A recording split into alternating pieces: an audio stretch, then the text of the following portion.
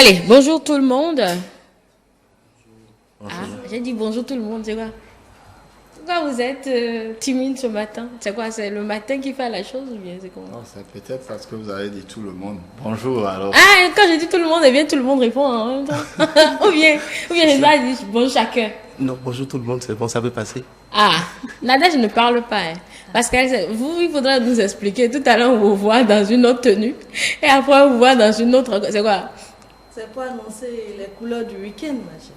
Ah, bon, d'accord, je me tais. Je me tais déjà. Alors, comment vous allez ce matin? Ça va Super bien. D'accord. Monsieur Diamantin qui a quitté Didja, c'est ça? Hein? Oui, déjà. Plus précisément, Foki. Foki. D'accord. La route a été facile, j'espère. Pas d'histoire. Sous la pluie, mais c'était bien. C'est toujours une expérience enrichissante que de voyager. Ah bon? Bien sûr. Vous avez voyagé, vous? Oui, j'adore voyager. D'accord. Bonne arrivée quand même. Merci donc pour cet amour. Je vais dire pour les téléspectateurs. Parce que c'est par amour hein, qu'il faut quitter Didja pour Cotonou. C'est ça. Et nous saluons toutes les personnes qui sont à Didja et qui nous suivent en ce moment. Nous saluons également toutes ces personnes-là qui nous suivent un peu partout au Bénin et également à l'extérieur. Toutes ces personnes qui nous suivent du Nigeria, de la Côte d'Ivoire, de la Guinée. Nous avons un téléspectateur qui nous a écrit, qui nous disait nous suivre depuis la Côte d'Ivoire, Monsieur Do, Madame Do, je crois. Enfin, c'est Do, c'est ce que j'ai lu. Merci beaucoup. Alors, Nadège, on y va pour le mot du jour. Ah, monsieur Adjele. Ouais, je sais. C'est ce que le babadage fait. Toutes les excuses, vous allez bien. Très Ça va, précis de je rentrer repasse. dans le vif du sujet. Oui, parce que le sujet, il m'inspire. Vous allez bien, monsieur Oui, ça Adjele. va, je rends grâce à Dieu. D'accord. Ok. Vous êtes toujours calme. Hein? Euh, C'est de nature? oui. Ah bon. Bon, en fait, quand j'étais jeune, j'étais bien agité, hein, mais Ah, mais- après, je suis devenu calme, j'ai pas C'est compris le comment. charisme de Dieu qui vous a sagi. Non, mais il faut pas Il faut exagérer être- non Il faut être plus. calme pour écouter Dieu aussi. Puisque vous êtes prophète, il faut être calme pour écouter Dieu. Mais qui peut vous en vouloir même? Personne. Allez, Nadège, on y va. Le thème du jour, je le rappelle, c'est l'infidélité et après. Point d'interrogation. C'est-à-dire, quelle décision prendre après l'infidélité de l'autre, que ce soit la femme ou l'homme. Monsieur Dianontin va dire, maintenant ça dépend, je sais. Si c'est la femme, c'est pire. Je sais, non, j'anticipe. Si je vois, vous allez me demander. Allez, Nadège, on y va avec infidélité, certainement. On y Eh va. bien, en acte 2, Angèle, aujourd'hui, on rappelle le mot phare qui est l'infidélité, qui revient. C'est un nom féminin qui est défini comme un manque de fidélité dans les sentiments ou en amour. C'est l'acte qui en résulte est de faire des infidélités à sa femme. C'est un manque de fidélité à une obligation, infidélité à la parole donnée. Son synonyme, inconstance, trahison. Voilà pour le mot du jour aujourd'hui. Merci beaucoup, Nadège. Et vous restez avec nous pour les échanges de la première heure. Nous allons commencer déjà avec ce premier plateau. On a déjà parlé la dernière fois, on s'était interrogé précisément si l'infidélité était pardonnable ou pas. Nos invités se sont prononcés là-dessus. On a évoqué également ce qui cause l'infidélité ou ce qui pourrait expliquer l'infidélité de l'autre. Donc, ce premier acte, il est passé. Pour ce second acte, c'est l'après l'infidélité. Quelle décision prendre? Et la première question sera adressée à vous, Monsieur Diamantin. C'est pas déjà la décision à prendre, mais comment réagir cette fois-ci? Comment réagir à l'infidélité de l'autre? La réaction dépend de la façon dont on apprend l'infidélité ou la façon dont on constate l'infidélité. Si c'est par surprise que vous découvrez que votre conjoint ou votre conjointe vous est infidèle et que vous découvrez ça dans des conditions drastiques et que vous ne vous y attendez pas du tout, il n'y a pas de réaction humaine qu'on peut anticiper parce que forcément, c'est votre ego qui reçoit un coup, donc vous réagissez avec beaucoup de colère, il y a beaucoup de sentiments qui sont en vous à la fois. Là, c'est lorsque vous découvrez l'infidélité comme ça sur le tas. Mais si vous étiez déjà en train de soupçonner cette infidélité-là, votre démarche, c'est d'avoir la confirmation. Donc, lorsque vous êtes en phase que vous avez la confirmation maintenant que votre conjoint ou votre conjointe vous est infidèle, je pense que si vous étiez déjà en train de mener une enquête, certainement vous allez prendre une décision. Mais la toute première réaction, c'est une réaction de douleur. On a mal. Oui. On a mal parce que on sent que son monde s'écroule, que son monde s'effondre. Évidemment, nous sommes dans une société où on tolère l'infidélité de l'homme et on ne conçoit pas l'infidélité de la femme.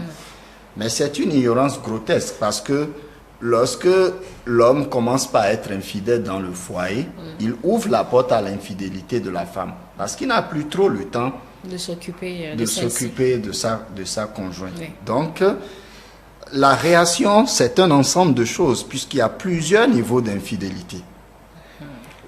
Généralement, ce sur quoi on s'attarde, c'est l'infidélité de l'acte sexuel. Oui. Mais avant ça, il y a déjà plusieurs niveaux d'infidélité. Ok. Parce que on n'est pas infidèle du jour au lendemain. C'est quelque chose qui se conçoit, qui se planifie. Ça commence quand le conjoint ou la conjointe ne partage plus ses préoccupations avec son partenaire et forcément se retourne vers quelqu'un d'autre pour lui exposer ses craintes. C'est déjà une forme d'infidélité. Donc, l'infidélité commence à partir du moment où la confiance n'existe plus véritablement dans le foyer ou que la communication ne permet pas à X ou à Y d'exprimer ses fantasmes ou d'exprimer ses volontés librement. Donc, la forme de réaction qu'on a en face d'un cas d'infidélité dépend évidemment de la façon dont le couple est formé, du type d'infidélité et de votre personnalité intrinsèque.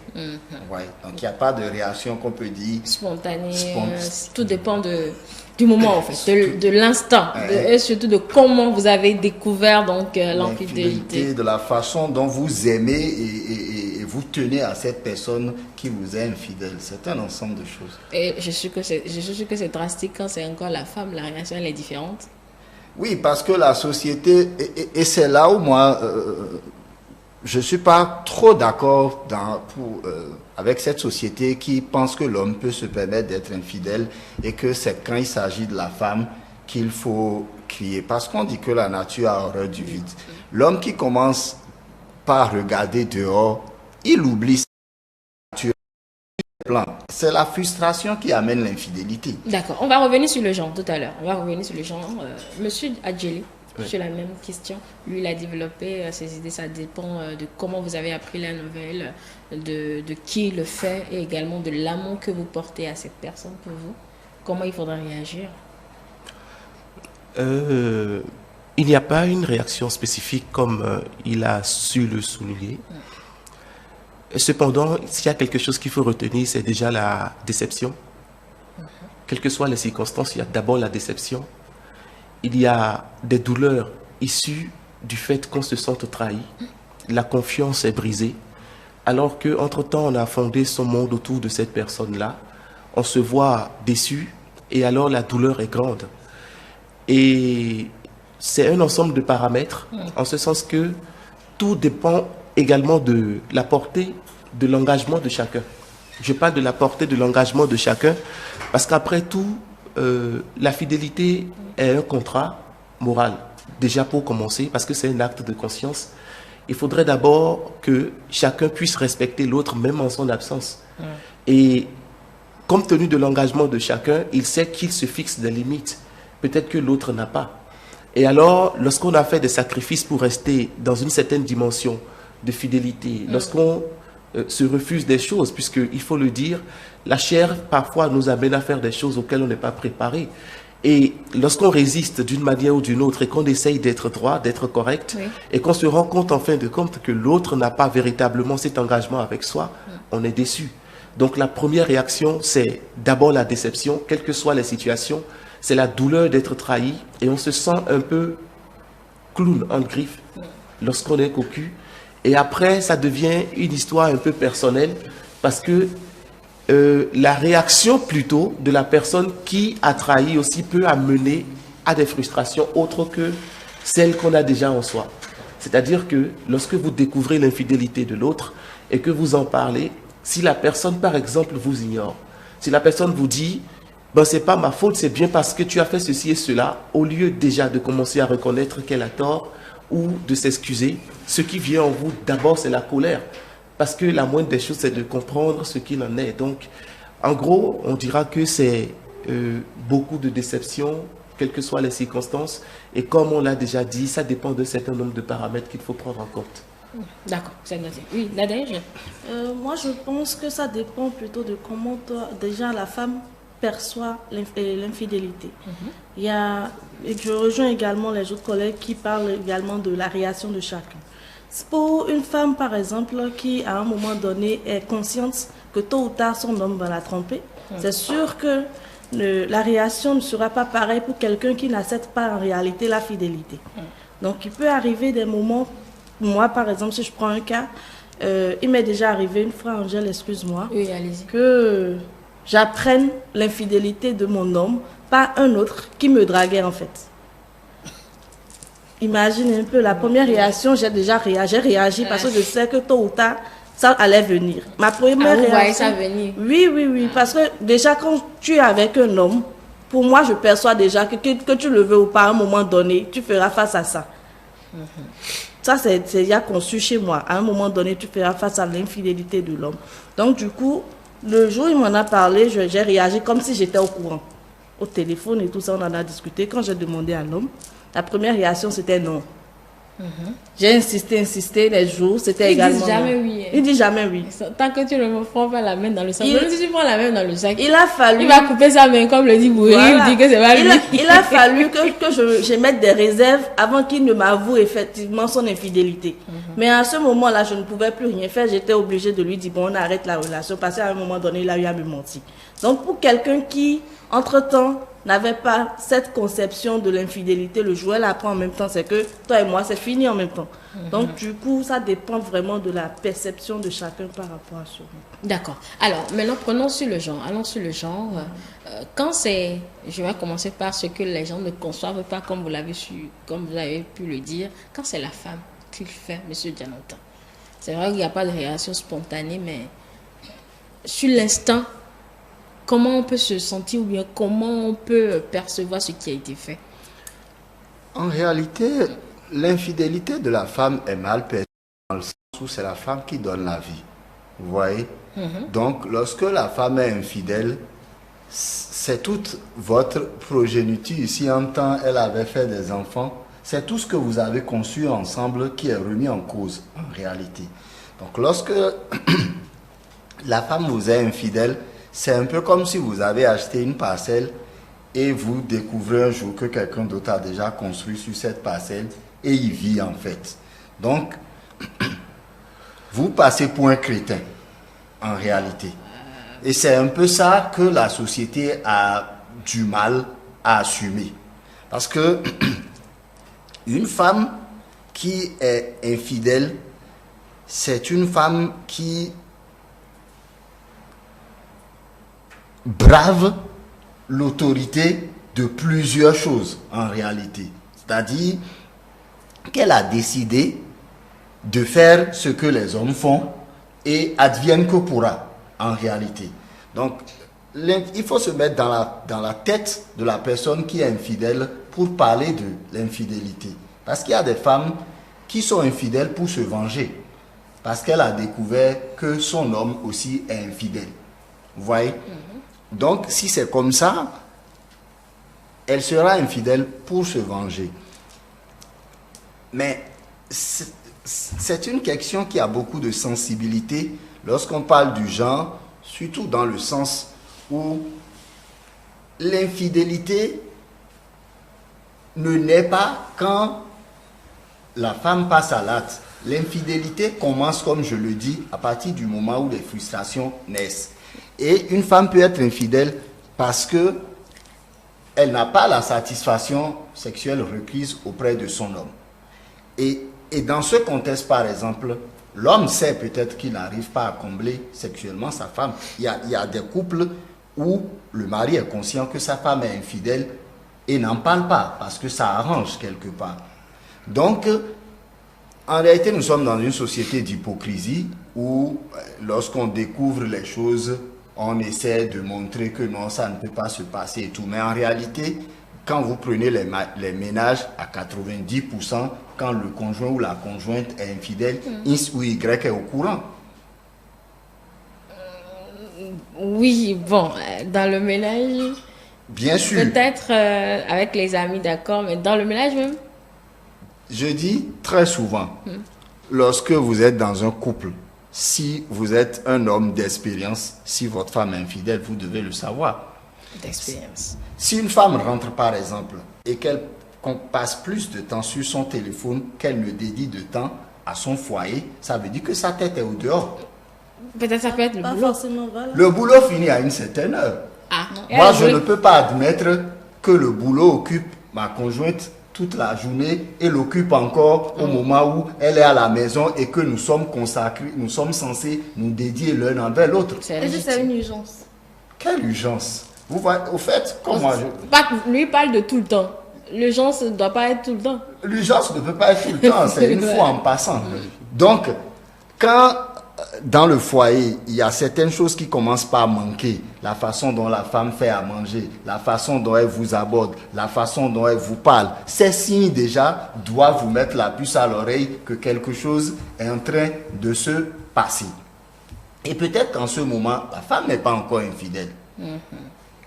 Et le problème, c'est l'ego. C'est l'ego. C'est l'ego. Et c'est pour ça, et généralement, c'est au niveau de l'homme. Et au fil du temps, les femmes aussi ont finalement admis que tous les hommes sont infidèles. Et donc, c'est devenu un peu... il n'a qu'à faire ce qu'il veut. Et aujourd'hui, la femme commence par être infidèle aussi parce que les hommes affichent pratiquement leur infidélité. Et la femme se dit, ok, si c'est ça, moi aussi je vais commencer par être infidèle. Donc, le problème véritable, comme moi je le dis souvent, c'est l'homme. D'accord. Parce que si une femme sait, moi je prends un exemple personnel, j'ai été avec une femme et on avait un projet de mariage ensemble. Elle m'a regardé comme ça dans les yeux, elle m'a dit, Ardent, je ne peux pas vivre avec toi parce que si je te trompe, tu sauras. Et moi, je ne peux pas rester fidèle à un homme. D'accord. Vous voyez?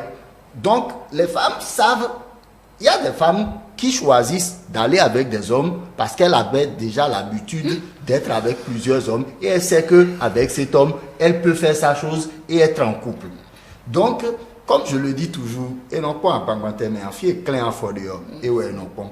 Quand vous avez rencontré une femme, dans l'évolution de votre relation jusqu'à ce que vous vous mettez ensemble pour un jour évoquer le problème de fidélité, si cette femme peut être infidèle, vous devez savoir. Je vais peut-être choquer par ma réaction, mais j'ai l'impression que... Atténue un peu le choc quand même. Ok. Allez-y, Il allez-y. n'y a pas de souci. Mais j'ai l'impression qu'on est en train de justifier l'infidélité de la femme par le comportement de l'homme, ce qui n'est pas vrai. Je vais d'abord commencer par dire que nous sommes dans une société patriarcale où les choses ont été conçues de telle manière qu'un homme peut avoir 2, 3, 5, 8, 10 femmes. Ça, c'est la culture, c'est la civilisation. Donc, qu'on le veuille ou non, c'est notre culture. La polyandrie n'est pas admise. Ça fait que normalement, un homme est autorisé à sortir avec beaucoup de femmes, de nombreuses femmes, si je peux le dire ainsi, même si ce n'est pas correct. Je dis même si ce n'est pas correct parce que c'est une conception Enfin, c'est qui donne... ce qu'il dit aussi, que c'est Oui, pas correct. Oui, je dis... Non, moi, je suis en train de souligner le fait que déjà, c'est un fait de culture. D'accord. Et ça ne peut pas changer aujourd'hui parce que nous sommes contre. Parce que tôt ou tard, ça reviendra. On a grandi avec et c'est comme ça. Maintenant, aujourd'hui, il y a beaucoup de choses qui rentrent en ligne de compte pour que ce soit corrigé. Moi, de ma position d'homme de Dieu, je dirais qu'il faut une femme et qu'il n'en faut pas deux. Donc, on va se rejoindre là-dessus. Je suis juste en train d'expliquer un fait. Que la société est conçue de telle manière qu'avoir 2, 3, 4, 5 femmes, c'est normal. Si bien que quand un homme arrive à trouver, à se marier à une première femme, ah ben, si tu ne peux pas respecter ce que je dis, soit je te répudie, soit je prends une deuxième femme, soit je prends une troisième femme, et c'est cela qui justifie peut-être le fait que l'homme se sente supérieur à la femme quand il veut commettre l'adultère. Maintenant, le fait est que nous rentrons dans une certaine dimension où ce qui peut arriver dans un couple ne dépend pas forcément du comportement de l'un ou de l'autre. La femme est faite de chair et à un moment donné, elle a aussi des pulsions. Son mari a beau la traiter, beau bien la traiter, lui donner de l'argent, lui donner tout ce dont elle a besoin, qu'à un moment donné, elle tombe amoureuse d'un clown en ville. Parce que là, à un moment donné, il y a les sentiments qui ne se contrôlent pas. Ça n'a jamais été... Si on pouvait contenir ces sentiments, il y a beaucoup de personnes qui seraient restées fidèles et qui ne se remettraient pas en cause pour des choses. Donc, il y a aussi l'aspect des désirs de chacun qui rentre en ligne de compte. Donc, ça fait que c'est un ensemble qu'on ne doit pas justifier normalement parce que ce sont des choses qui peuvent arriver. Mais l'aspect primordial sur lequel moi je veux insister, c'est qu'il y a des personnes qui se sont donné une éducation en griffe de dévergondés, si je peux le dire ainsi, de certaines femmes, parce que déjà, lorsqu'elles sont jeunes, elles sont même encouragées par certaines mères à dire, voici, il faut sortir avec 2 ou 3, tu feras le bon choix après. Ou soit, lui, il t'entretient bien, il te donne plus d'argent, il faut sortir avec lui juste parce qu'il faut avoir les moyens et faire quelque chose. Et puis les amitiés aussi corrompent, si bien que parfois la femme dit, je sors avec le plus offrant. Et ça devient quelque chose de banal aujourd'hui parce que c'est légalisé en quelque sorte dans les têtes. C'est normal qu'une femme puisse sortir avec quelqu'un qui est bien placé, qui a de l'argent, qui a ceci, qui a cela. Et ça fait que, à un moment donné, lorsque vous vivez avec une personne qui peut-être vit un moment difficile d'incapacité financière, la femme peut se dédier à un autre et dire, voilà, je ne peux plus rester dedans. Et ça fait partie des raisons pour lesquelles on note l'infidélité aussi au niveau de la femme. Ça ne veut pas dire forcément que l'homme a su trouver quelque chose en ville, il s'est consacré à d'autres femmes et que c'est cela qui justifie. Dans l'un ou l'autre des cas, rien ne saura justifier l'infidélité, que ce soit de l'homme ou de la femme. C'est un acte je dirais, prémédité. C'est-à-dire que la personne est consciente de ce qu'elle fait n'est pas correct. Et donc, ça devient une question d'éthique et de dignité, d'engagement personnel. Ça, c'est mon point de vue. Mais est-ce qu'on peut délibérément faire mal à son conjoint? C'est là tout de suite la question que moi je pose, mais c'est pas... Déjà, il faut contextualiser. Le Bénin n'est pas une société patriarcale. Nous sommes une société matriarcale et matrilinéaire. Nous nous affonons autre chose que ce qu'on sait. Toutes les civilisations au monde répondent à 2 principes, la sédentarité et le matriarcat. Le patriarcat est né des religions. Et la religion n'est pas une civilisation. C'est une invention humaine pour diriger les peuples selon une volonté. Et si vous voyez bien, moi, je suis d'essence IFA. Je pratique la science IFA. Et dans la science IFA, c'est la femme qui détient le pouvoir. Quand vous êtes dans les cultes vaudous, vous avez les Minona, vous avez les Yalaké. Et la fidélité est le centre même des civilisations africaines. C'est pour ça qu'on fait en sorte de doter la femme. C'est pour ça qu'on fait en sorte, avant que la femme n'aille chez son mari, toutes les familles se réunissent. Le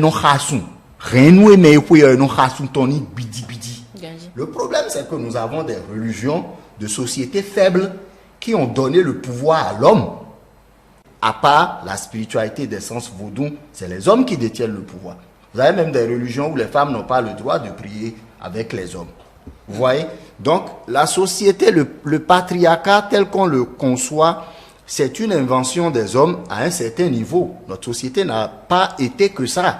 Et malheureusement, c'est de ces sociétés religieuses qu'ont découlé la politique qui est l'instance de direction des peuples. Donc, on a colporté des mauvaises habitudes issues de mauvaises pratiques qui rejaillissent sur une société qui est en perdition. Et nous, ce que nous sommes en train de dire aujourd'hui, on ne peut pas condamner une personne infidèle de facto parce qu'il faut aussi regarder son histoire. Si vous avez été dans une famille où on ne vous éduqué convenablement, vous allez faire certaines choses en pensant que ce que vous êtes en train de faire est bien.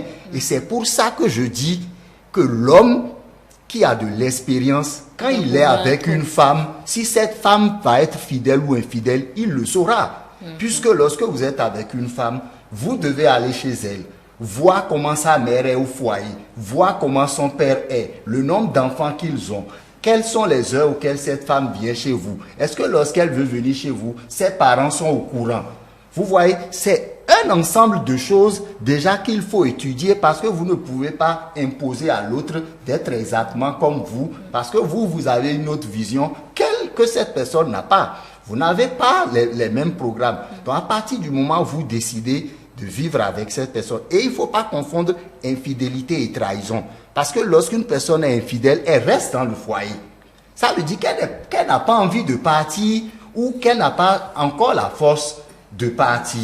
Donc, je pense bien que c'est de cette forme d'infidélité qu'on parle. On est ensemble, la personne vous trompe, mais elle est toujours avec vous. Parce que si la personne vous trompe et dit, écoute, j'ai rencontré l'amour, je pars, ce n'est plus de l'infidélité. C'est de la trahison et puis la personne vous tourne le dos et part. Mais si la personne est avec vous et triche et revient avec vous, ça veut dire qu'il y a un manque.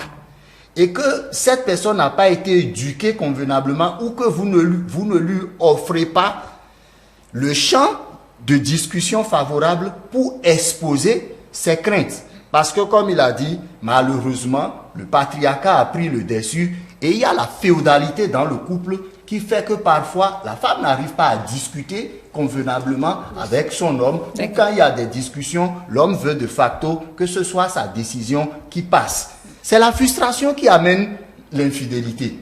C'est la frustration qui amène l'infidélité. Quand vous prenez les cas d'infidélité à 90%, c'est un cumul de frustration. Ce que j'appelle frustration, ça peut être l'absence de jouissance sexuelle, ça peut être le manque de communication, ça peut être le fait que l'homme ne rentre pas régulièrement à la maison et que la femme se retrouve seule. Aujourd'hui, nous avons les téléphones portables, quelqu'un a pris son numéro, commence par lui écrire et occupe votre place pendant que vous n'êtes pas là. Et ça peut amener la chair faible, vous avez su bien le dire. Donc, l'homme doit se mettre en tête que la femme est une porte ouverte.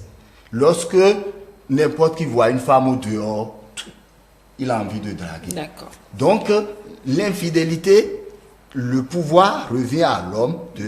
Vous revenez là-dessus. Voilà. L'homme, le de pouvoir. comprendre la nature de la femme qu'il a choisie. Et de savoir comment est-ce que... Chez nous, il y a des choses qu'on fait. Et quand la femme décide même de... Elle prend même 500 chez quelqu'un, ne peut pas rentrer dans votre chambre.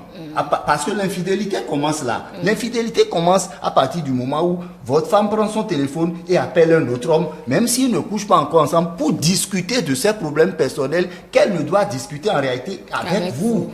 Donc elle est déjà infidèle en ce moment. Et si elle le fait, c'est peut-être parce que vous ne lui offrez pas le champ de discussion favorable. Maintenant, si c'est une femme que vous lui donnez tout et que vous remarquez au fond de vous qu'en dépit de tout ce que vous lui donnez, elle n'est pas avec vous, ayez le courage de la laisser partir. Il y a aussi des hommes qui s'accrochent à la femme et espèrent que la femme va être comme ils veulent. Parce qu'un homme dont la femme a été infidèle, c'est un homme faible. Osons dire les choses en face. D'accord. Vous n'allez pas réagir. C'est pas entre vous. La dame va se sentir frustrée. On va relancer les choses. Ça sera pas entre vous. Rassurez-vous, on va relancer les choses pour que tout le monde puisse participer. Alors, quand ça intervient, que ce soit de l'homme ou de la femme, généralement, si c'est l'homme qui le fait, il est conseillé à certaines femmes de ne pas réagir. C'est-à-dire d'observer, de passer à autre chose. Est-ce que c'est pas un danger? Je vais commencer par vous. Oui. C'est un danger. Déjà, lorsque nous parlons de frustration, il faudrait préciser que la frustration ne vient pas forcément que de l'homme. La femme aussi peut frustrer son mari. Bien sûr, bien sûr. Parce que quand il rentre à des heures tardives et que le repas n'est pas prêt, et qu'il est obligé d'aller manger en ville tout le temps, et qu'il est obligé de faire des concessions, il sera obligé de regarder ailleurs aussi. Ce que je suis en train de dire, c'est qu'il ne faut pas centraliser le fait que c'est seulement la femme qui subit des frustrations. Sinon, nous sommes en train de dire la même chose. Le problème, c'est que lorsqu'il arrive qu'il y a frustration et que la femme reçoive un choc, la chose la plus normale, c'est de l'exprimer. C'est de le dire. C'est en tout cas, de toutes les manières possibles, d'exprimer ce qu'elle ressent. Parce que tant qu'elle ne va pas l'exprimer, elle ne guérira pas. Il n'y aura jamais de paix dans ce foyer-là. Parce que lorsqu'il y a des ressentis qui sont tus, lorsqu'il y a des choses qui ne sont pas dites, ça restera, je dirais, des bombes à retardement. Tôt ou tard, ça va exploser. Elle ne doit pas se taire parce qu'elle n'est pas esclave du foyer. elle ne doit pas se taire, pardon, parce qu'elle est partenaire, elle n'est pas là pour juste être un ornement ou etc. Bien sûr. Bien évidemment, aujourd'hui, on conçoit que voilà, l'homme a plus de pouvoir et que quand il parle, la femme doit se taire, ainsi de suite. Et puis, je dis, c'est un fait de société. Et puis, on nous a formatés comme tel à un moment donné. Mais le souci, c'est que aujourd'hui, nous devons concevoir que la femme est une partenaire, une personne avec qui on doit faire. Donc, elle a aussi ses sentiments. Elle a droit au même respect qu'on doit avoir à une personne. Bien sûr. Donc, lorsqu'elle se sent frustrée, elle doit est en obligation de le dire. Et quand elle le dit, il ne faut pas jouer le tout-puissant. Lorsque tu es en tort, tu trouves les moyens de t'excuser et tu trouves les moyens de réparer les choses. Et là, l'ego doit disparaître. Il ne s'agit plus de dire, voilà, après tout, je suis un homme, après tout. Je pense que ça, là, c'est une réaction de lâche.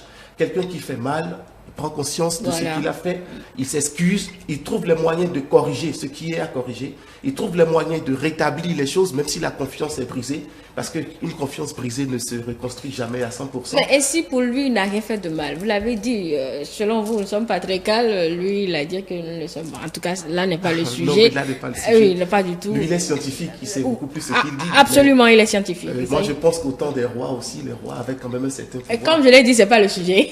Donc, laissez-moi finir ma question. Quand pour lui, il n'a rien fait de mal, il ne va pas se remettre en cause. Mais là, c'est une Parce que question... c'est lui le patron. Bien sûr, mais là, c'est une question d'éducation. Là, c'est une question d'éducation, c'est une question de conception.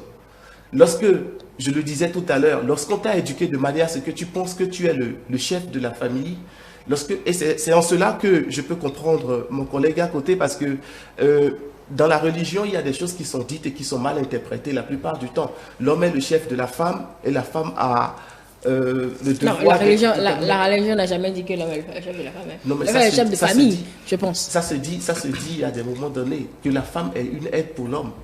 L'homme est le chef de famille. D'accord. Même dans nos textes, c'est ce qu'il y a été dit. D'une manière ou d'une autre, on place la femme sous l'homme. Ce qui, parfois, crée des abus au niveau de certaines personnes qui pensent qu'elles ont tout le pouvoir et que tout leur est permis. Donc, étant homme, lorsque tu fais quelque chose et tu penses que c'est normal que tu le fasses, c'est que vous n'avez pas su établir les clauses du contrat dès le départ.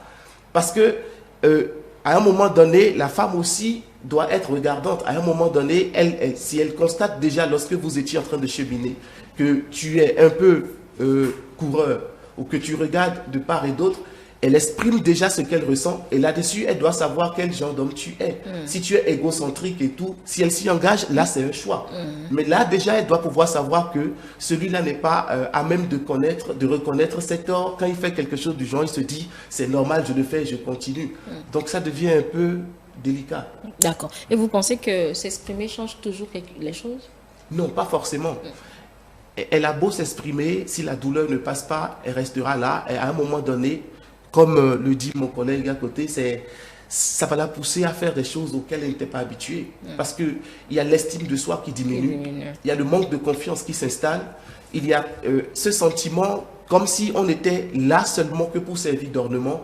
Et en ces moments-là, la femme se dit, je suis bien traitée ailleurs. Encore que le piège, c'est qu'il y a forcément des personnes en ville qui courent après votre épouse et qui lui disent des choses, de belles paroles qu'elle veut entendre. Mari, pendant ce moment-là, dans ce temps de faiblesse, elle va bêtement croire parce qu'elle a besoin de consolation, elle a besoin de réconfort et elle se laisse aller, ce qui n'est forcément pas la solution parce qu'après elle peut regretter. D'accord. Nadège, faudrait-il toujours s'exprimer aussi? Je pense que non. À un moment donné, quand tu t'exprimes une fois, deux fois, la troisième fois, tu n'as plus besoin de le faire. Parce que tu te dis, c'est répété, et à un moment donné... Tu te résignes.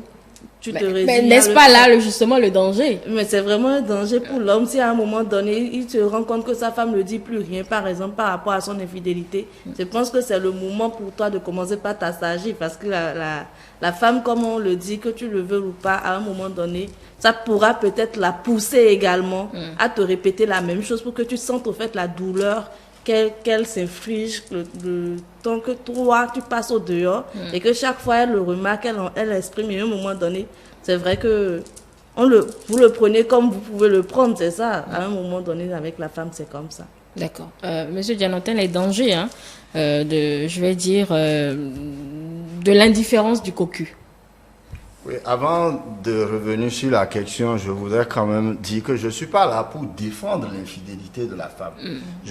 Ma posture, c'est par rapport au fait que nous sommes dans une société où l'infidélité de l'homme globalement est tolérée. Vous Oui, voyez? justement, d'où la question, parce qu'il ne faudrait pas s'attarder sur l'homme. On parle très peu de l'infidélité de la femme aussi. Le problème, comme je le dis, l'infidélité, ça naît. Parce que quand vous observez la femme, lorsque la femme aime, elle est aveugle. Elle vous suit bêtement dans tout ce que vous êtes en train de lui dire et dans tout le monde que vous êtes en train de lui construire. Mais il y a un risque. Le risque, c'est lorsqu'elle commence par découvrir d'autres réalités qui font que vous, votre réalité, commence par la désintéresser. C'est le dédain qui pousse à l'infidélité. Et donc, le silence de la femme, à partir du moment où la femme se tait, c'est que le foyer est en danger. D'accord. Quand la femme, si c'est la femme, l'homme aussi peut se taire aussi. L'homme aussi peut se taire. On ne va pas tout focaliser sur la femme non plus. Mais le mariage, c'est de la pédagogie. On s'éduque mutuellement jusqu'à la fin. Parce que même au bout de 20 ans de vie commune, vous ne vous connaissez pas suffisamment. Vous ne vous connaissez pas suffisamment. Même au bout de 40 ans, vous allez voir que parfois il y a des ménages, c'est au soir de leur vie que l'homme décide de quitter la femme pour aller prendre une nouvelle femme, ou c'est au soir de leur vie que la femme aussi décide de quitter, ou parfois c'est après 40 ans que l'homme découvre qu'aucun des enfants n'était de lui. Sur ce plateau ici, j'avais dit quelque chose. J'avais dit que lorsque l'homme ne prend pas conscience, la femme peut rester avec vous pendant 50 ans et détruire votre vie. C'est pour ça que je dis que le problème de l'infidélité, celui qui doit prendre véritablement conscience qu'à tout moment, sa femme est exposée à l'infidélité, c'est l'homme. Et quand je le dis pourquoi? La force d'un homme, c'est autour de sa femme. Et si un homme, par exemple, a une mission de vie qui porte une certaine grandeur, forcément, il y a des gens qui veulent l'anéantir. Et s'ils ne peuvent pas l'atteindre, c'est pas sa femme qu'ils vont passer pour l'atteindre. Donc, c'est l'homme qui a choisi, c'est l'homme qui choisit une femme. Parce que quand l'homme ne choisit pas une femme, il n'épouse pas cette femme. Donc, c'est l'homme qui choisit sa femme. Parce qu'on rencontre plusieurs femmes, mais on n'épouse pas toutes les femmes qu'on rencontre. Donc, quand l'homme a choisi sa femme, c'est lui qui doit intégrer que celle-là, c'est avec elle que j'ai choisi de faire ma vie. Moi, si une femme est infidèle, elle ne reste plus sous mon toit. C'est clair, c'est net. Après l'infidélité, puisqu'elle a choisi, après l'infidélité, qu'elle aille vivre son plaisir là-bas, je vais me construire. Parce qu'il y a un adage qui dit, qui a bu, boira. C'est clair. Pas toujours. C'est très très évident. C'est pour ça que je dis, si vous ne voulez pas être confronté à décider après l'infidélité de la femme, il vaut mieux tout faire pour que la femme ne vous soit pas infidèle. Et je dis que dans ce rôle... Tout faire, c'est-à-dire ne pas considérer la femme comme un acquis, c'est ça? Bien sûr, votre femme, il faut la draguer tous les jours. Le problème, par exemple, lors de... Vous le faites rarement. Bon, c'est pas tout le monde. Lors de son intervention, il disait quelque chose tout à l'heure. Il dit, la frustration existe aux deux niveaux et c'est très vrai. Que des fois, on rentre et que la nourriture n'est pas prête à temps. Mais il y a des facteurs qu'il faut intégrer. Quand on était seul, sans enfants, sans rien, la femme était entièrement dévouée. Maintenant, il y a les enfants. Peut-être 1, 2, 3. Le corps de la femme a changé. Les tâches se sont augmentées. Elle doit rentrer, elle doit faire à manger pour deux, elle doit laver l'enfant. Il y a beaucoup de choses qui deviennent des charges qui pèsent sur la femme. Et lorsque vous n'êtes pas un homme avisé, vous ne voyez pas ça tout de suite. D'accord. Et parce que la femme a connu la maternité aussi, son corps change. L'homme est fantasme. Il commence par voir que celle-là, elle ne s'entretient plus. Alors que ce n'est pas qu'elle ne s'entretient plus, les charges lui pèsent désormais. Donc, lorsque la femme comprend que mon mari a intégré tout ça, moi je sais ça parce que j'ai vu mon père faire certaines choses et j'ai copié de lui. Et ça vous rend défenseur des femmes aujourd'hui. Hein? C'est à dire les femmes, d'accord? Défenseur des femmes aujourd'hui. Allez-y. Donc, ma question, elle demeure. Vous n'avez pas encore répondu. Non, je vais attaquer la question. Donc, par exemple, quand vous rentrez, que vous voyez que votre femme n'a pas cuisiné à temps, peut-être parce que vous avez une meule manuelle et qu'elle doit écraser, faites le programme de lui acheter une meule électrique, par exemple. Vous dites, j'ai constaté qu'avec la meule manuelle là, ça met du temps. Prends ça, comme ça, Là, c'est des points que vous marquez qui font que lorsque la femme, parce que vous savez, nous sommes le rassemblement de plusieurs entités, même si c'est le corps qui est notre principal gouvernail dans le monde physique, il y a d'autres entités qui sont avec nous. L'âme et l'esprit. L'âme et l'esprit. C'est pour ça que parfois, quand on veut faire certaines choses, même quand on se décide, il y a une force qui nous retient. Et ces forces qui nous retiennent, c'est sur la base des interactions. Donc, et c'est l'homme qui détient le pouvoir. Maintenant, sur la question de l'indifférence du cocu. L'indifférence du cocu, moi, c'est moi ça. Le jour où j'apprends l'infidélité, je ne dis rien. Puisque, Adala Kawo en a famille. La femme qui a eu le courage d'aller voir au dehors, c'est parce qu'elle peut supporter. Vous voyez, c'est pour ça que moi, je mettrai tout ce qui est humainement possible pour faire en sorte que cette femme se sente à l'aise. Et le jour, elle va vouloir aller ailleurs, qu'elle vienne me dire, je ne peux plus, je vais partir ailleurs. Mais si elle reste sous mon toit, d'abord, elle ne peut pas le faire. Parce que nous sommes Inouïs et non Inouïs. Monsieur Dianoté, c'est pas sur vous la chose. Moi, je vous pose une question en général. Non, parce que... Je ne pas sur vous. Non, c'est pas sur moi, mais je ne peux parler que sur la base de mes expériences personnelles. Pourquoi? Parce que l'infidélité prend de plus en plus d'ampleur. Pourquoi? Parce qu'aujourd'hui, les gens se marient au bout de 3 mois sans connaître même réellement le patronyme de la belle-mère, par exemple. Lorsque vous avez été trahi, vous comprenez? Vous devez vous venger. La vengeance, c'est un plat qui se mange froid. Si vous...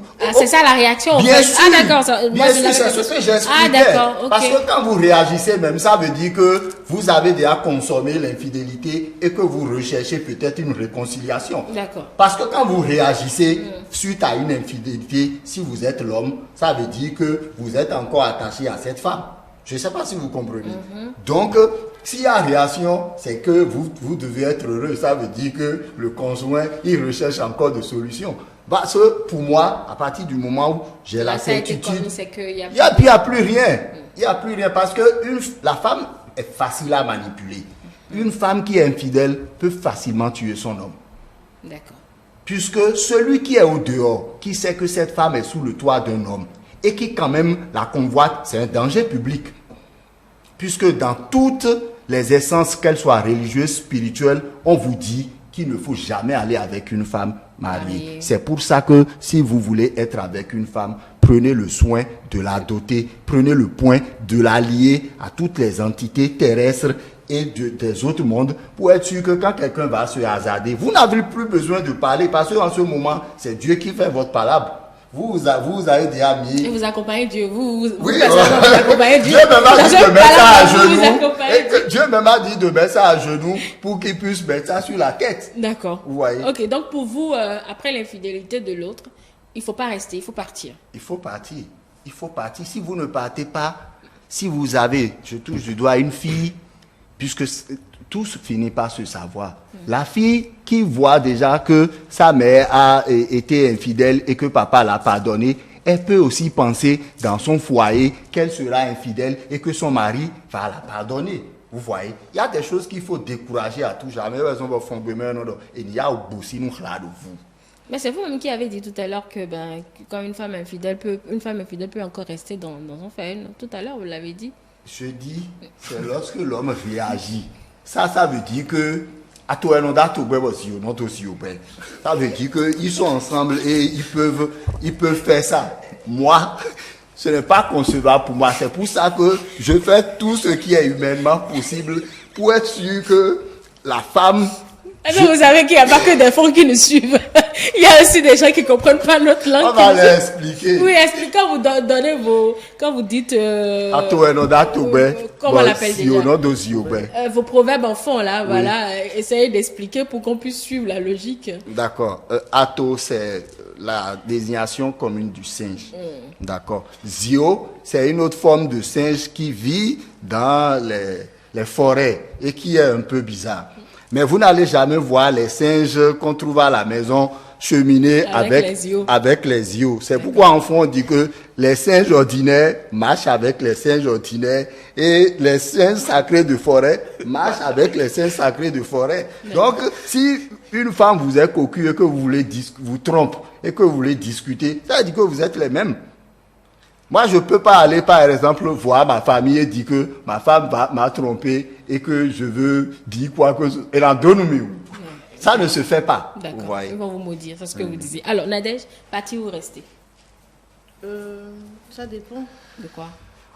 Ça dépend des communications avec l'homme, parce qu'à un moment donné, ça dépend du cas en fait. Ça peut venir de l'homme, ça peut venir de la femme. Dans tous les cas, même si tu dois partir, il faudrait quand même que tu ne le fasses pas sur un coup de tête et que tu t'assieds et discutes clairement avec l'homme pour que chacun sache ce qui a fauté, ce qui n'a pas fauté. Parce que quand tu te décides de partir d'un coup, à un moment donné, ça devient un choc déjà émotionnellement pour celui que tu as laissé tomber ou bien celle que tu as laissé tomber. Donc, partir ou rester, ça dépendra de la nature de la communication et de ce que vous retenez à la fin. Partir ou rester? Ça dépend, je le dirais aussi comme ça. Et c'est vrai que en général, lorsque ces genres de choses adviennent, et il y a des choses qui ne sont pas pardonnables, dit-on, mais je fais partie de ceux qui pensent que tout est pardonnable. Tout, absolument tout. Lorsque nous partons du postulat que nous sommes tous des humains et qu'à des moments donnés, nous pouvons tous commettre des crimes divers.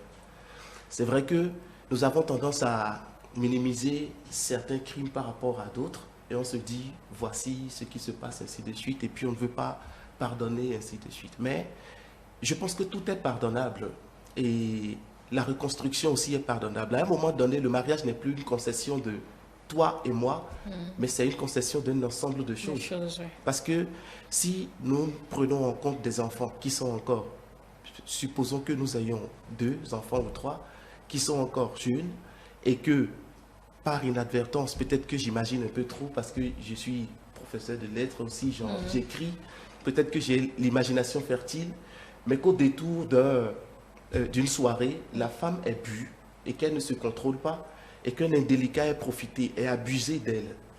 Dans ce cas, c'est une infidélité. Mais est-ce que c'est suffisant pour qu'on lui dise de partir?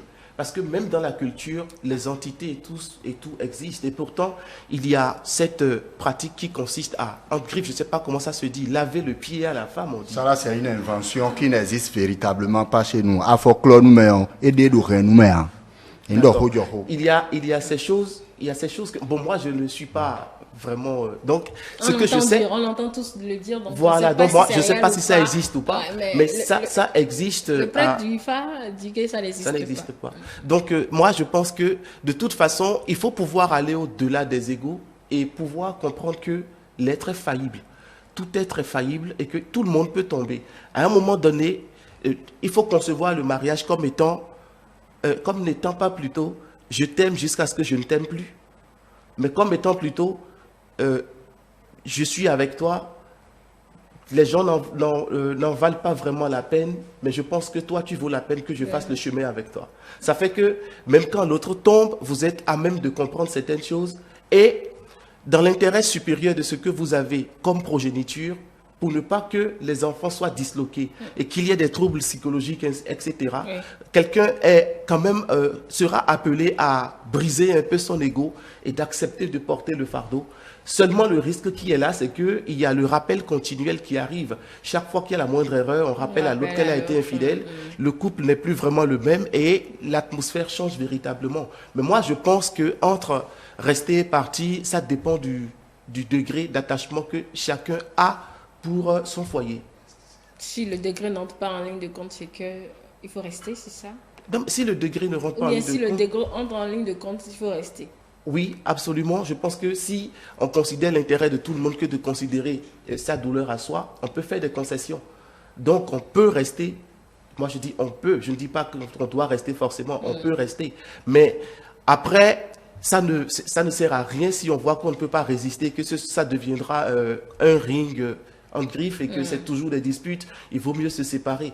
Mais c'est dommage. Et c'est pour cela que ce qu'il faut faire plutôt, c'est éviter d'en arriver à l'adultère. Oui, bon, c'est de ça qu'on parle, c'est qu'on y est, on est arrivé là. Il a parlé de sacrifice, il faut que quelqu'un fasse taire son ego pour justement les enfants. Mais vous êtes catégorique, monsieur Djenonta. Bien sûr, je suis catégorique dans le sens où j'ai déjà connu plusieurs ménages où il y a eu des cas d'infidélité, où on a fait entre griffes ces cérémonies de écoulafort, tout ça. Mais 2 ans après, la femme a repris. Finalement, l'homme est décédé, les enfants sont livrés à eux-mêmes. Parce que, vous savez, nous aimons nos Inouïs et nos Inouïs. Ce qui est sacré encore est sacré. Je le dis parce que toute chose n'est pas pardonnable sur terre. C'est faux. C'est pour ça qu'il y a des choses que même Dieu ne pardonne pas. Les lois de la nature sont immuables. Il y a des choses, même quand vous les faites, vous pouvez prier n'importe comment, vous allez payer le prix. C'est comme ça. Parce que si on part du principe qu'on peut tout pardonner, les mêmes causes produisent toujours les mêmes effets. Maintenant, le problème, c'est quoi? C'est d'un point de vue scientifique, terre à terre. Une fois, surtout, et c'est pour ça que, quelque part, je défendais un peu la posture des femmes.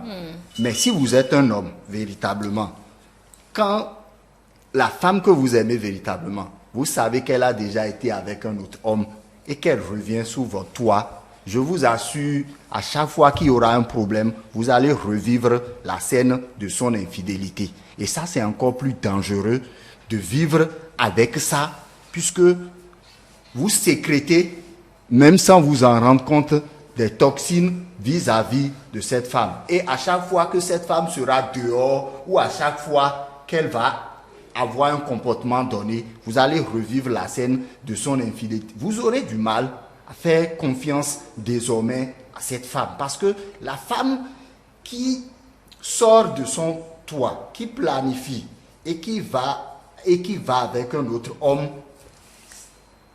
elle est déjà avancée dans une certaine dimension. Peut-être, vous savez, il y a des choses, on se répand parce qu'on a été découvert. Quand vous attrapez un voleur, par exemple, il vous dit, excusez-moi, faites-ci. Donc, parfois, quand la personne se sent découverte, elle confesse et elle promet de ne plus répéter. Or, c'est juste pour sauver la face. Donc,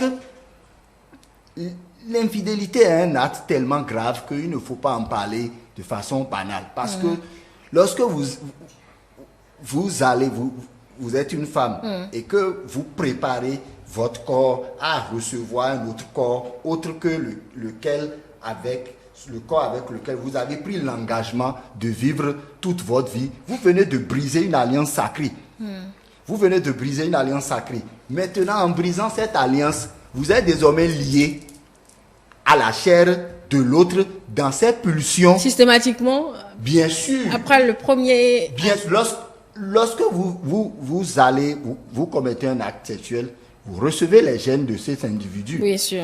Soit vous vous embrassez ou même à travers la sueur. Et en ce moment, les gènes qui sont en pic en vous, c'est celui de la pulsion sexuelle et de l'infidélité, parce que vous avez conscience que ce que vous êtes en train de faire, ce n'est pas bien. Mais votre ego vous pousse à le faire. Donc vous transmettez de très mauvais gènes, en fait, en ce moment. D'accord. Et ça s'incruste en vous et ça commence par se développer.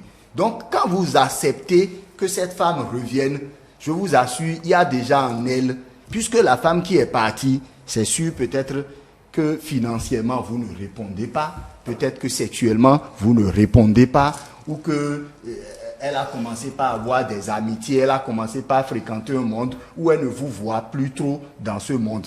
Vous avez donné un exemple, par exemple. Au nom de quoi une femme va se retrouver dans une soirée sans son mari et boire de l'alcool et perdre le contrôle et va aller avec un autre homme. Au nom de quoi?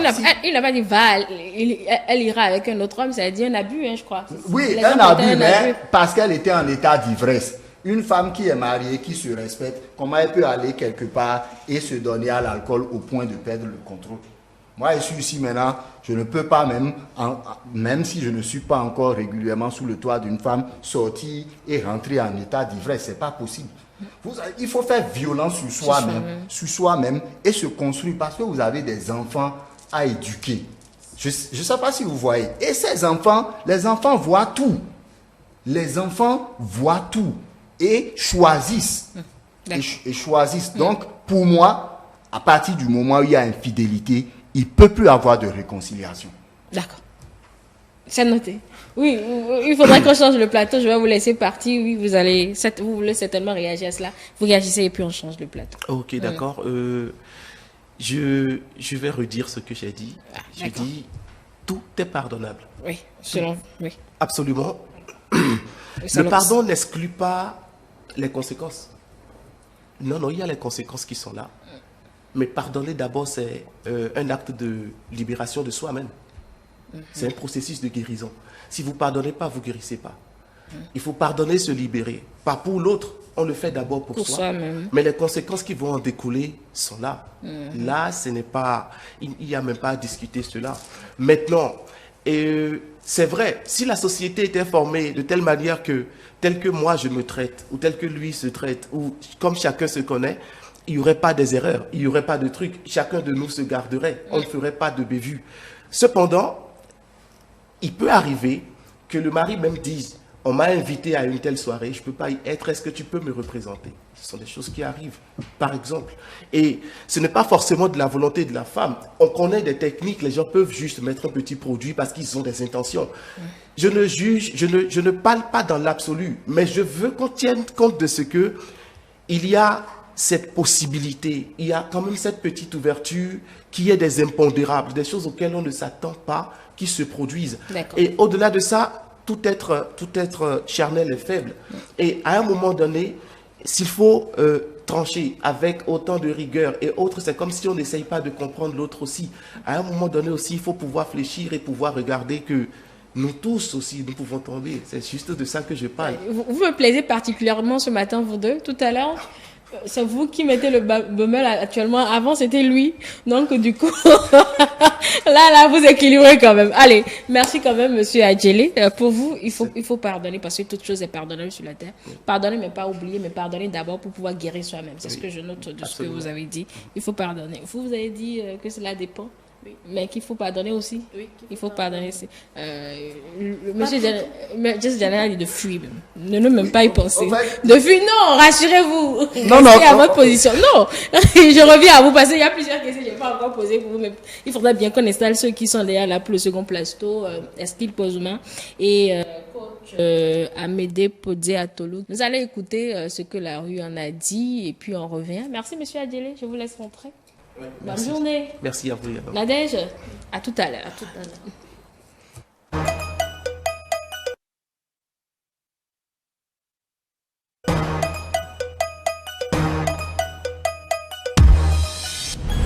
C'est ça pour moi.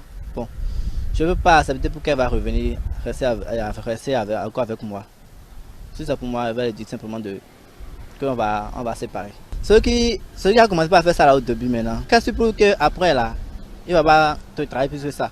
Donc par exemple, si moi dans ma famille, il y a des choses à respecter, les choses de maison familiale là, il y a des choses à respecter. Et si lui, quand il a fait ça, bon, moi il va commencer par sentir des douleurs, vous comprenez un peu. Et là aussi, il peut amener une maladie, peut-être sida, des infections un peu partout. Donc c'est pour moi, il va dire qu'on va séparer. Ce qu'elle m'avait fait, si ça me fait du mal, je ne veux pas lui pardonner. Je ne veux pas lui pardonner. C'est trop. J'ai trop du mal, quoi. J'ai trop du mal. Je pas. Et ce qui à notre bien, il voyait comme ça, mais elle ne veut pas me dire la vérité. Elle me fait comme, bon, je ne sais pas. Elle me trompe. Pardonner, reprendre une infidélité. Je peux pardonner, mais reprendre non. Parce que quelqu'un qui me trompe aujourd'hui me trompera demain. Et je ne pourrai pas supporter cela. Donc tout juste à cause du fait que je ne pourrai pas supporter, je dirai non. Je vais te pardonner, la vie continue. Mais bon, si on est marié, ça c'est un autre contexte. Mais si c'est en copinage, sincèrement, je préfère prendre ma voie. Je suis mariée. Ah là, c'est, on dit, pour le meilleur et pour le pire. Donc, je crois qu'il faut réfléchir à cela parler, il faut savoir pourquoi telle chose s'est passée.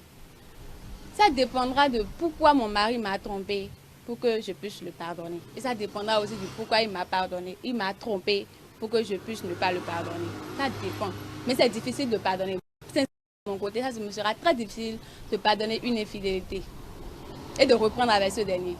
Par rapport aux mouvements de décision, que je pourrais le faire vraiment au niveau de mes femmes, ou bien ma femme que j'aime même, ça pourrait dire qu'il me fait piège. Moi, j'ai marié, mais j'ai trouvé ma propre go que j'ai fiancé avec une autre personne. Une autre personne, comment il était avec un autre gars. Voilà, il m'a trompé et puis il m'a trahi même. À ce moment, si je vais lui pardonner, je vais aller parler avec ses familles pour voir qu'eux s'entendent avec l'autre gars. S'il va marier l'autre, il n'a qu'à marier l'autre. S'il veut marier le premièrement, il n'a qu'à venir marier encore premièrement. Et c'est là, dans nous les deux garçons là, on va voir qui va se pardonner, sa femme, puisque sa femme qui l'aime vrai. Moi, apparemment là, l'infidélité, je n'aime pas ça. Si tu me trompes, je te quitte. Même si on est mariés, je te quitte. Parce que c'est pas bon. Parce que ton conjoint, quand il te trompe, il peut attraper des maladies pour te contaminer. Donc, moi, je ne suis pas du tout d'accord avec ça. Je ne peux plus. Si tu me trompes, c'est fini. Je ne peux plus rester avec un homme. Je reste célibataire. Après l'infidélité, là, on casse. C'est pas une bonne chose. On ne peut plus continuer. Parce que si un jour elle me demandait pardon et on continue là, elle va reprendre la même chose. Donc, on met fin à la relation. C'est fini. Allez, bonjour, second plateau. Bonjour, Esquil. Bonjour, Angèle. Comment vas-tu? Ah, je vais super bien. Et les téléspectateurs, je suis sûr qu'ils se portent à merveille. Oui, je crois aussi. Voilà. Bonjour, madame Amédée Podiatolo, j'y arrive. Bonjour, Angèle. Bonjour à tout le plateau. Bonjour à nos téléspectateurs et téléspectatrices qui nous suivent de l'autre côté. Voilà. Alors, nous avons commencé déjà les échanges sur d'autres angles. L'angle que nous allons aborder là, c'est continuer s'il faut partir ou rester. Je vais commencer par vous, madame Podiatolo. Merci. J'ai eu le temps de suivre le débat de long en large avec nos premiers invités. Et j'avoue que bien que les avis soient partagés, ça a été quand même un débat très enrichissant. Et je crois que je vais abonder dans le même sens que M. Dianotet. Pourquoi? Parce que vous savez, l'après-infidélité, quand ce n'est pas bien géré, ça peut être encore plus difficile pour les couples que avant que l'acte ne soit posé.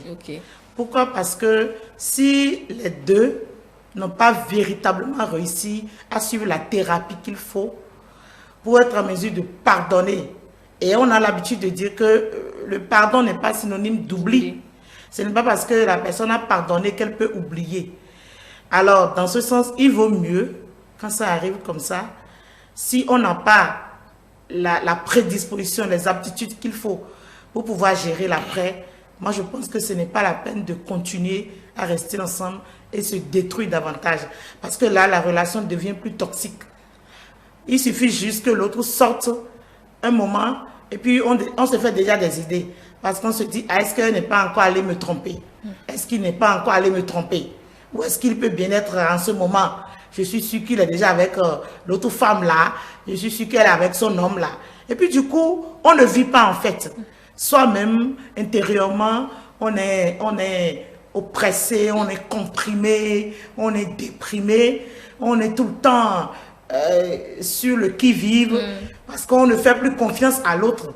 S'il n'y a pas une possibilité de retrouver véritablement la confiance en l'autre, moi je pense qu'il vaut mieux se dire au revoir et puis chacun continue son chemin s'il n'y a pas possibilité de véritablement pardonner, de continuer à vivre ensemble. Mais il faut partir et tout ce qu'on a construit.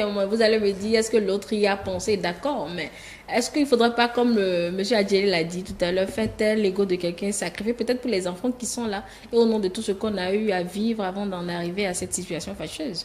Oui, faire taire l'ego de chacun.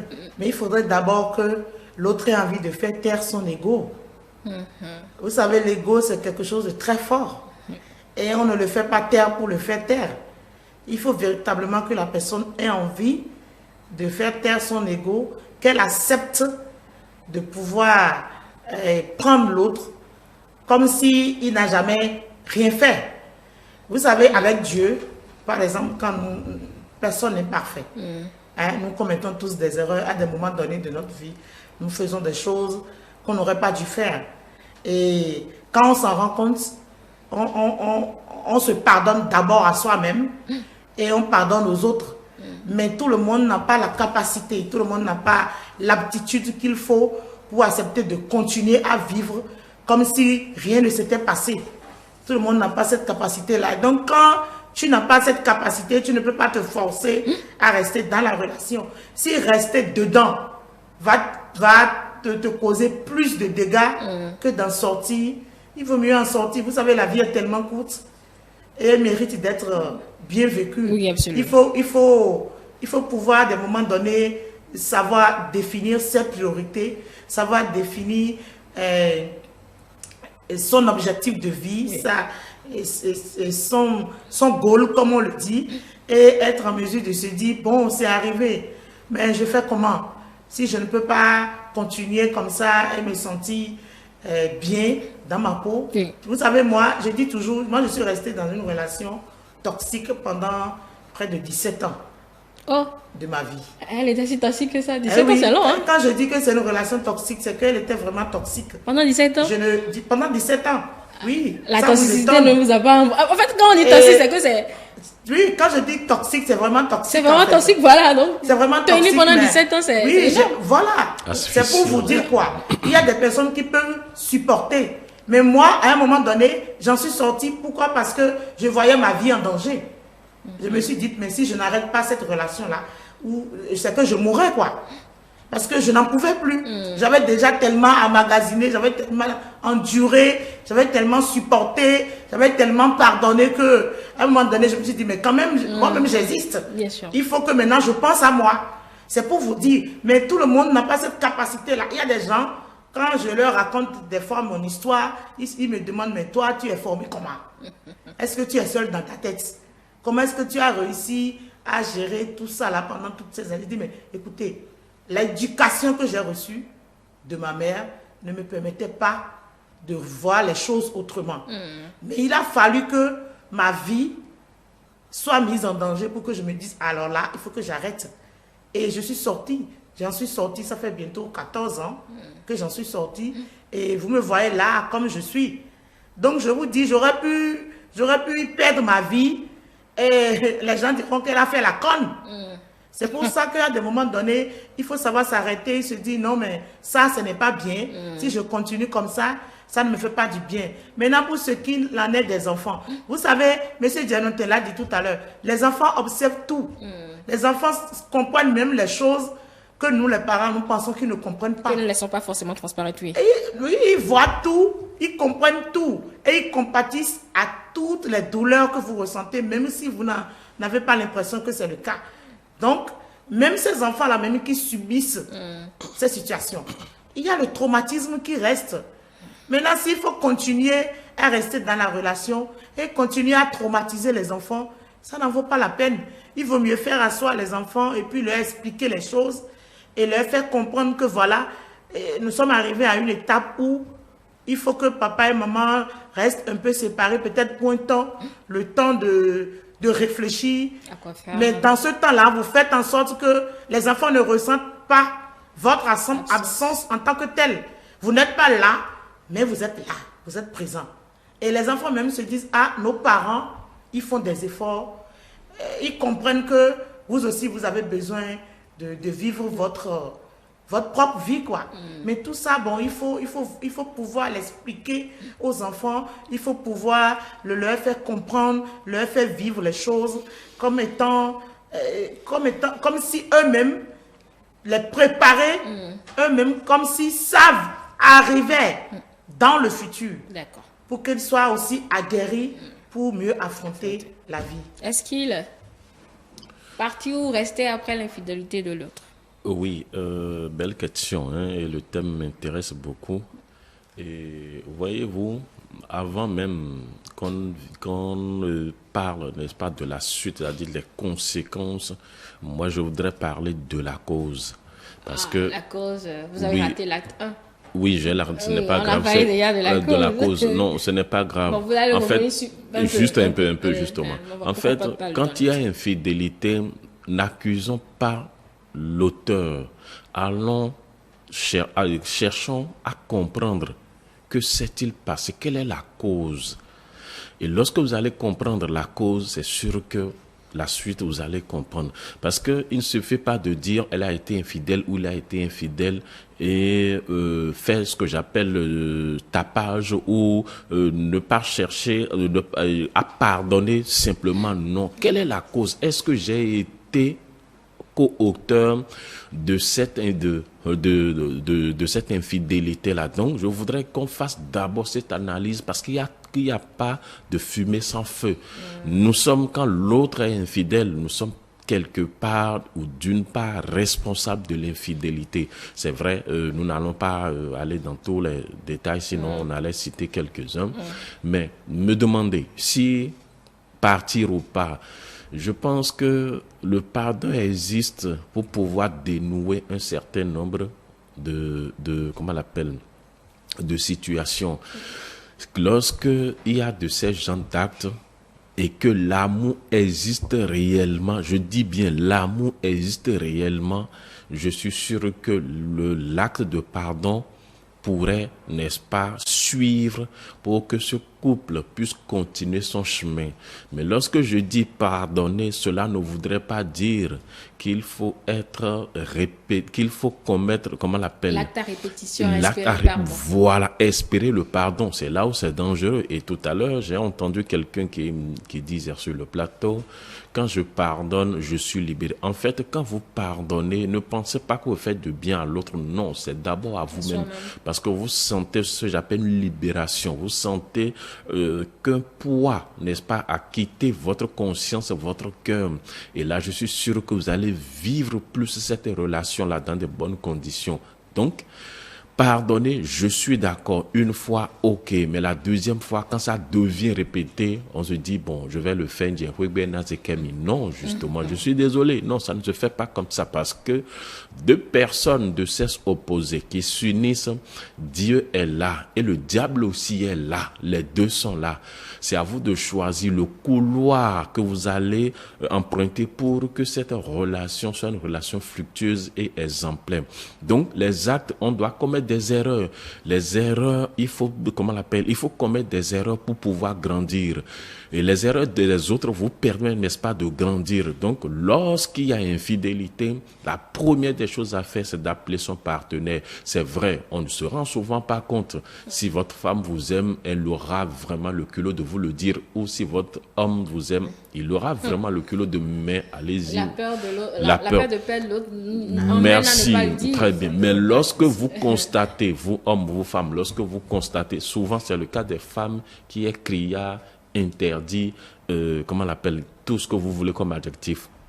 Nous les hommes, je ne sais pas, on nous dit souvent l'homme, Dieu nous a permis de le faire. Bon, entre griffes encore, hein, là c'est encore à revoir.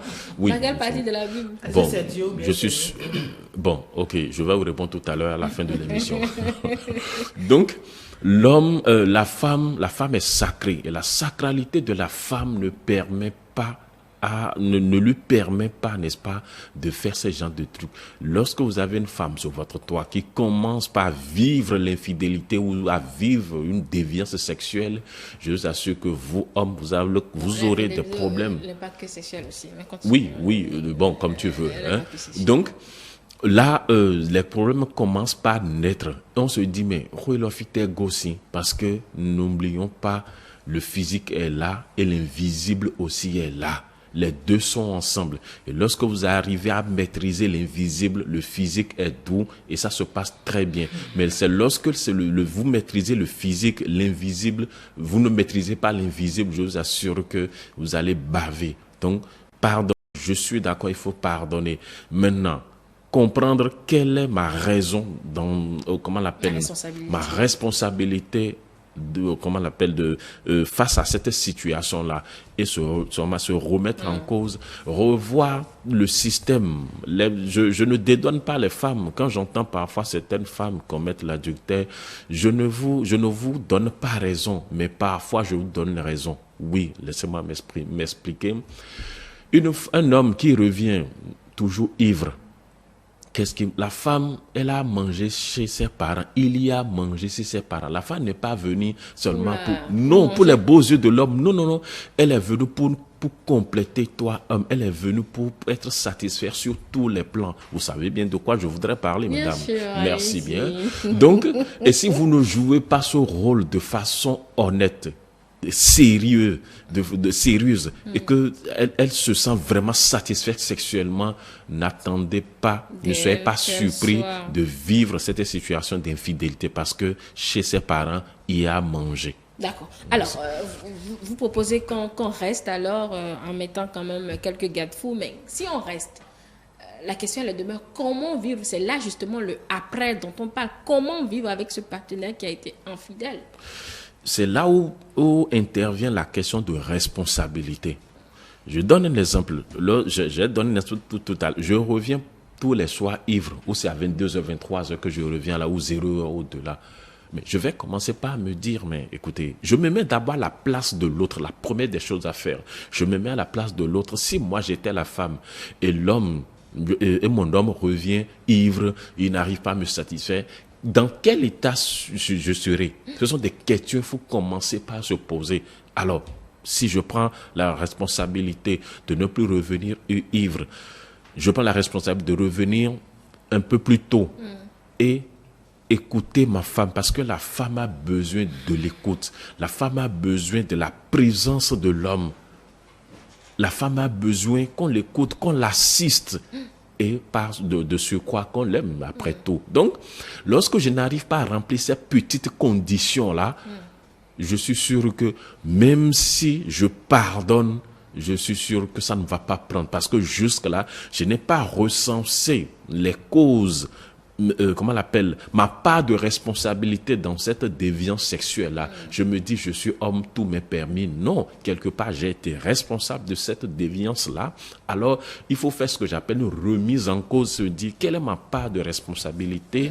Et revoir la copie comme ça, se dire, et vous allez voir que ça peut changer quelque chose, même si c'est vrai, vous avez pris le temps, n'est-ce pas, de pardonner.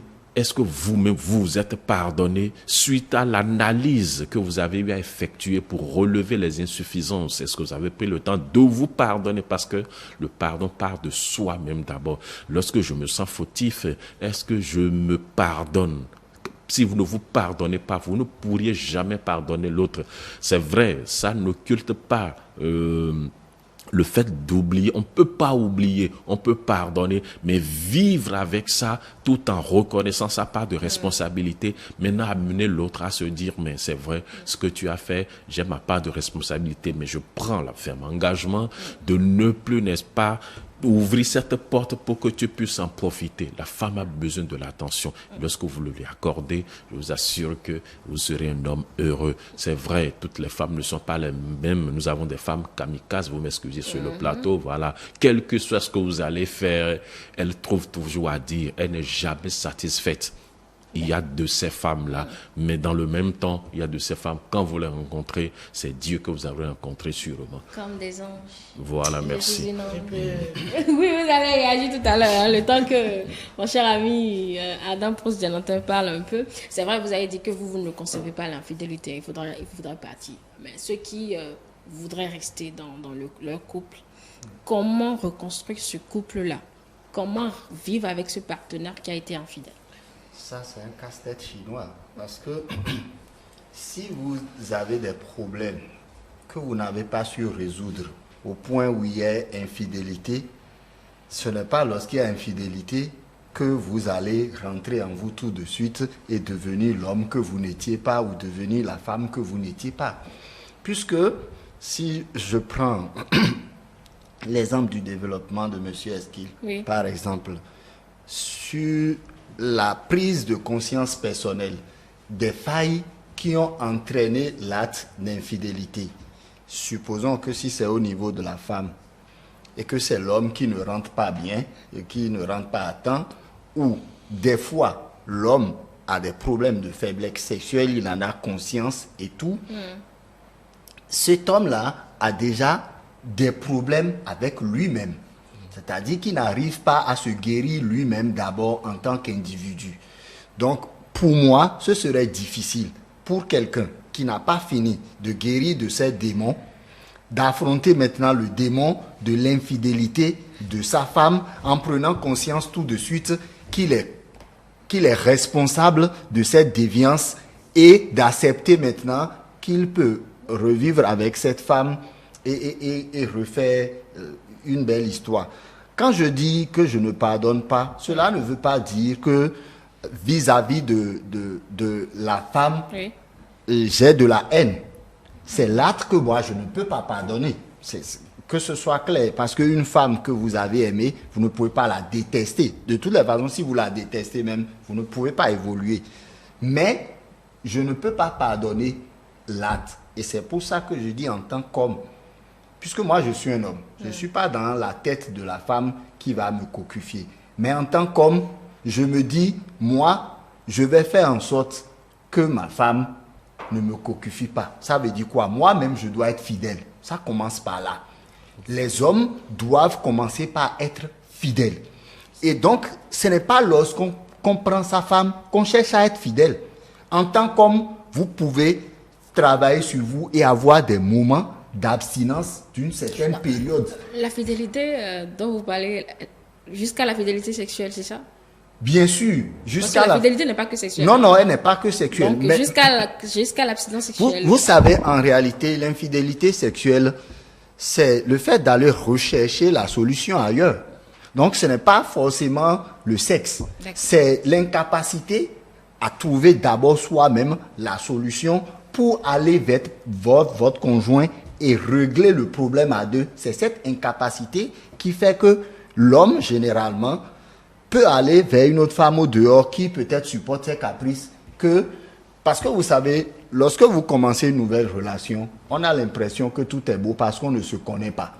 Vous voyez? Donc dehors, il peut renouveler de nouvelles expériences et montrer une petite facette de sa personne que la personne du dehors va supporter. C'est pour ça que les hommes infidèles changent constamment de partenaire. Ils ne restent pas très longtemps avec la même personne. Donc, il ne faut pas attendre d'être en couple pour apprendre certaines habitudes. Il faut déjà mûrir ses habitudes. Et c'est ça la responsabilité, la conscience, la maturité dont on parle. Ça, c'est un travail qu'il faut faire sur soi pendant un certain nombre de temps et être sûr qu'on a intégré ses habitudes avant d'aller se mettre avec une personne pour pouvoir vivre à deux. C'est la solution pour l'après? C'est la solution pour reconstruire le couple? Pour moi, l'après, comme je l'ai dit, c'est un casse-tête chinois. Parce qu'à partir du moment où il y a eu infidélité, surtout parce que dans notre société, en griffe, les femmes peuvent encore pardonner l'infidélité de l'homme. C'est pas très criard.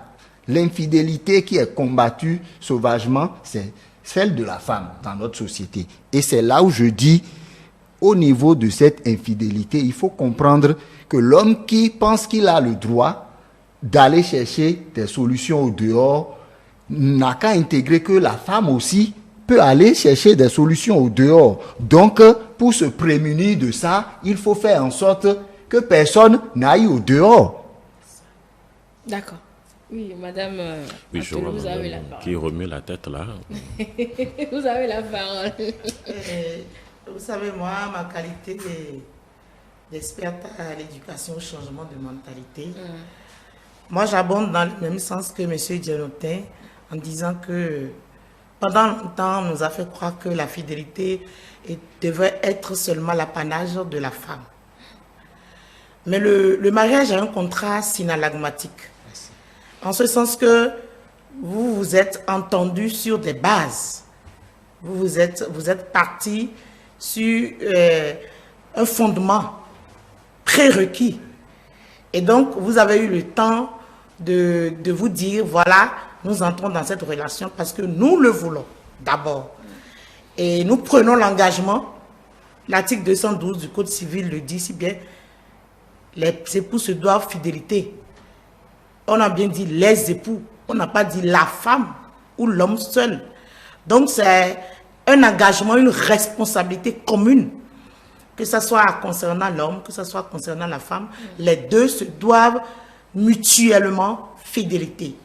Et moi je pense qu'il est temps que l'on change les mentalités. Il est temps qu'on pense au fait que la fidélité, ça ne doit pas seulement être venant de la femme. Pourquoi? Parce que nous, les femmes, nous n'avons pas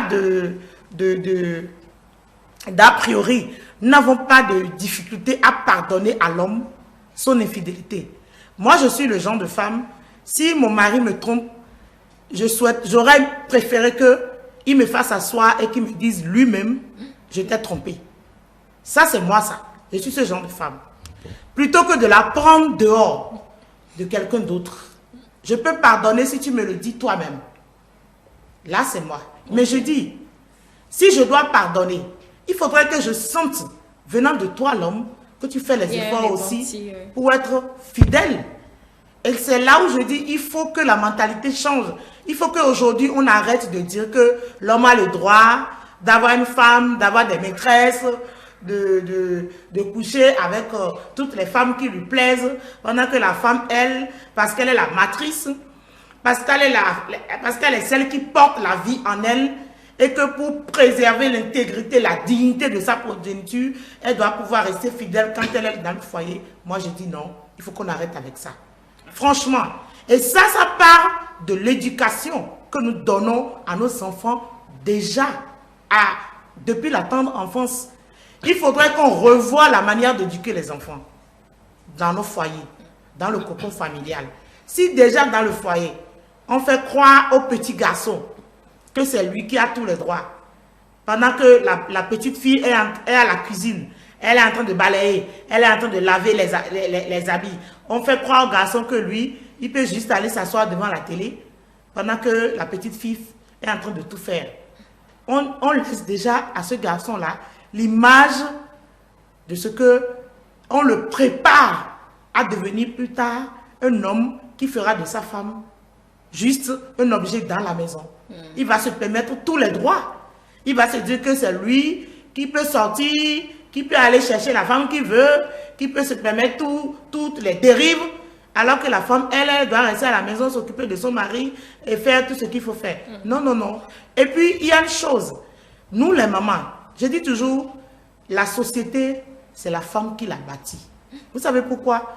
Parce que la femme est plus présente à la maison que l'homme en matière d'éducation des enfants. Et je dis aujourd'hui, la lutte que je mène aujourd'hui personnellement, c'est de pouvoir révolutionner le système de pensée des femmes, de changer les paradigmes mentaux de nous femmes. C'est nous qui faisons les hommes. Et c'est nous qui assurons l'éducation des hommes que nous avons dans nos sociétés. Il est temps que la femme prenne conscience du rôle capital qui lui revient en tant que femme actrice du développement, actrice et bâtisseur du bien-être social collectif.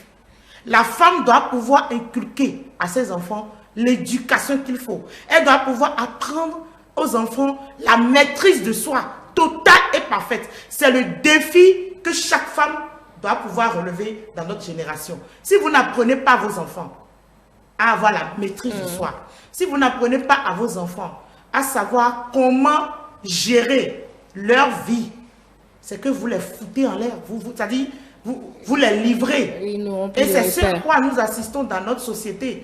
Il faut aujourd'hui que les choses changent, qu'on revoie les choses autrement. Maintenant, pour ce qui est de l'après. Oui, c'est ça la question. Pour ce qui est de l'après, je vous dirais,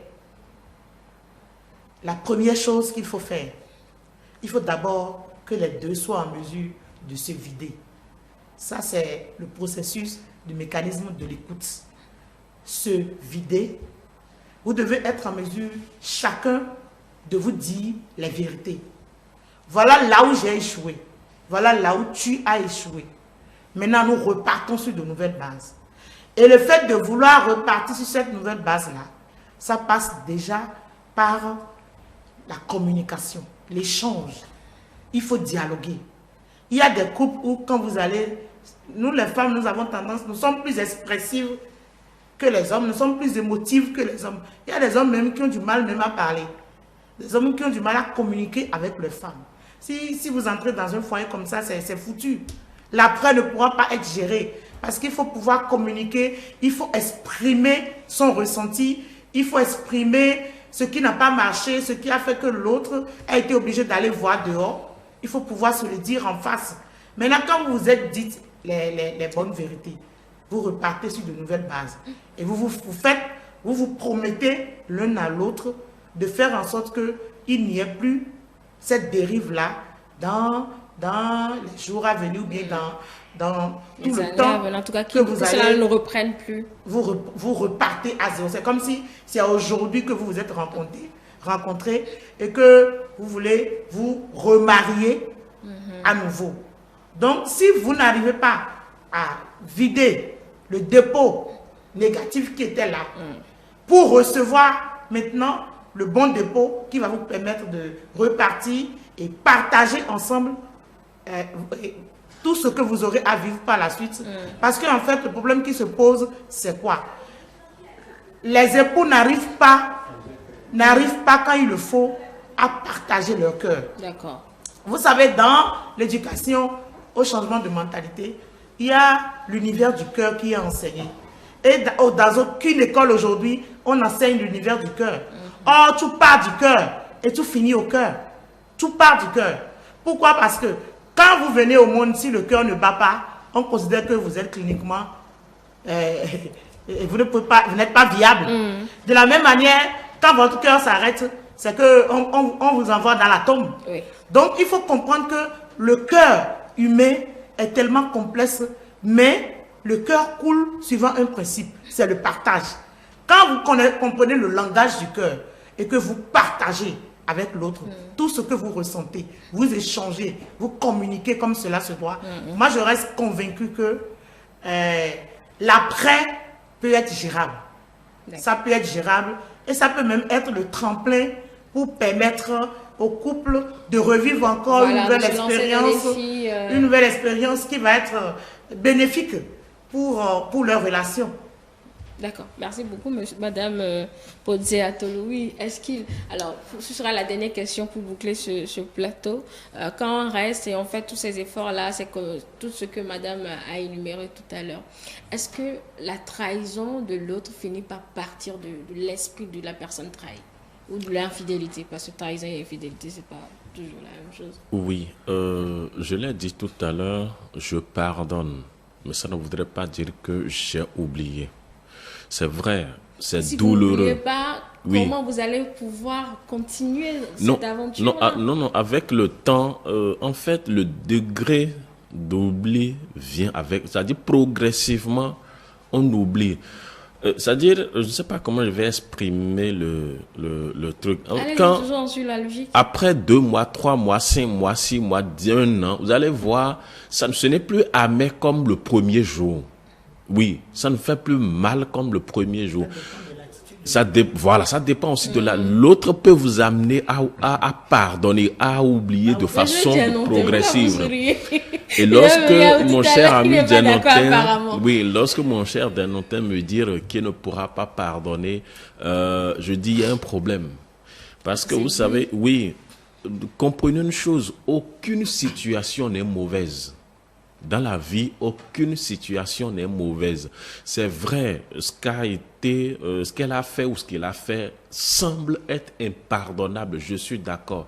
Mais l'acte a été posé peut-être pour corriger quelque chose dans le foyer, parce que dans la vie, n'oublions pas, le hasard n'existe pas. Non. Si on peut comprendre ce principe, ça voudrait dire que la nature aurait voulu que cet acte se pose ou se passe pour que tu puisses reprendre ce que j'appelle une prise de conscience s'impose. Et vous allez voir, vous l'avez dit tout à l'heure, et lorsque vous arrivez à pardonner, vous allez voir, la relation renaît. Elle devient plus agréable et on se sent plus responsable si vraiment on veut l'être. on se sent plus responsable si vraiment on veut l'être. Et quand je dis si vraiment on veut l'être, ça voudrait dire que j'ai pris la résolution de ne plus commettre l'infidélité. J'ai pris la résolution de ne plus vivre une déviance sexuelle, mais plutôt accompagner, n'est-ce pas, mon compagnon dans cette relation pour que nous puissions vivre cette relation qui semble être vraiment mielleuse.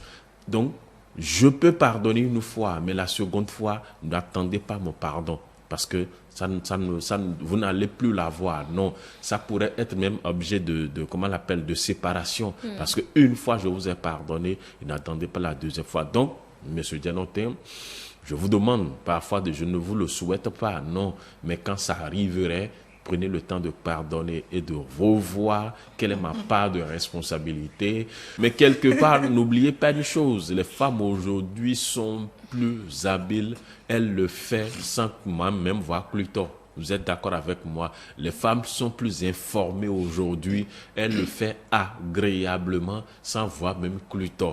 Ça dépend des conditions de l'union. Non. Ça dépend de l'homme. Ça dépend des conditions dans lesquelles on s'est unis.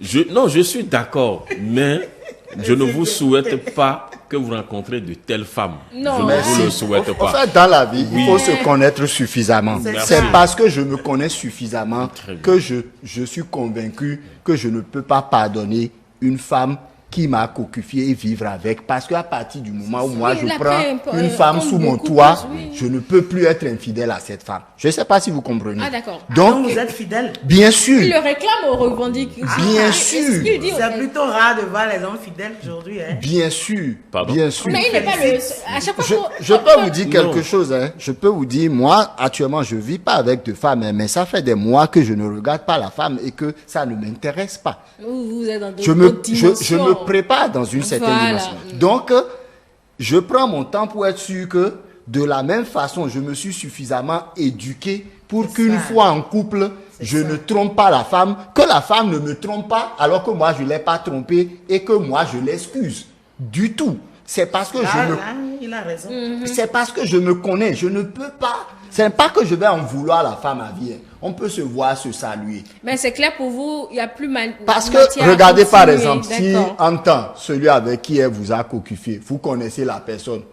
Je ne sais pas si vous voyez. Et tout a été dit. Et vous vous retrouvez dans des milieux, vous avez pardonné et vous êtes là. Et le monsieur est là. Quand vous avez parti, il va dire derrière vous que j'ai déjà géré ça. Hein. Je ne sais pas si vous comprenez. Et peut-être qu'il sera en train de dire ça. Oh, ces enfants peut-être connaissent vos enfants. Je ne sais pas si vous voyez ce qu'on dit. C'est très complexe. C'est pour ça que quand vous voyez le caméléon, quand il veut bouger, ne serait-ce que un pas, vous voyez tout le temps qu'il fait. Oui. Il sait pourquoi il fait ça. Le caméléon, c'est un des animaux les plus dangereux de la nature. Vous savez ça? Bien sûr. Le caméléon, il peut vous tuer en moins de 10 secondes. Moins de 10 secondes. Bien sûr. C'est pour ça que quand il peut être ici, il va faire 10 ans, vous n'allez jamais le voir. Il veut bouger. Il prend tout son temps pour bouger, pour être sûr que... Voilà. C'est pour ça que je ne refuse pas aux autres de pardonner. Je ne refuse pas de dialoguer. Mais j'ai des exemples que j'ai vus qui sont légion quand c'est arrivé. Parce qu'il faut savoir une chose. La femme est un être manipulable. Vous l'avez dit. Puisqu'il y a beaucoup d'entités en elle. Donc, l'homme qui, même est infidèle, de nature, peut rester accroché à sa femme. Et même dans son infidélité, ne pas être nuisible à sa femme. Mais si votre femme vous est infidèle, si vous avez la malchance, parce que l'homme qui est au dehors, qui sait que c'est une femme mariée et qui va avec, c'est un démon.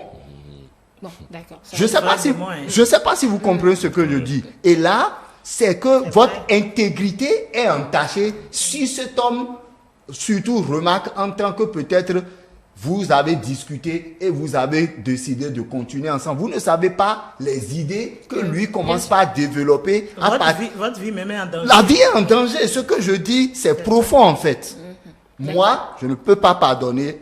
Je peux pardonner, mais je ne peux pas continuer par vivre avec une femme qui avec laquelle je suis régulièrement marié et qui m'a trompé. Voilà, là je vous comprends maintenant. Ah, là, vous avez oui, compris. là je le comprends maintenant. Voilà. Il a raison. Hein? Oui, non, là je vous comprends. Je ne vous ai pas compris sur cet angle-là. Ok. Merci d'avoir compris. Non, mais merci, c'est gratuit. Allez, j'espère qu'on a répondu à l'après. Hein. Si vous décidez de rester, l'après, c'est ce que madame a dit et est-ce qu'il a dit. Oui. Jonathan, lui, il a dit que c'est un casse-tête chinois. Ben, que vous allez essayer de démêler vous-même selon vos attentes de la vie. Ou bien, les autres. Voilà.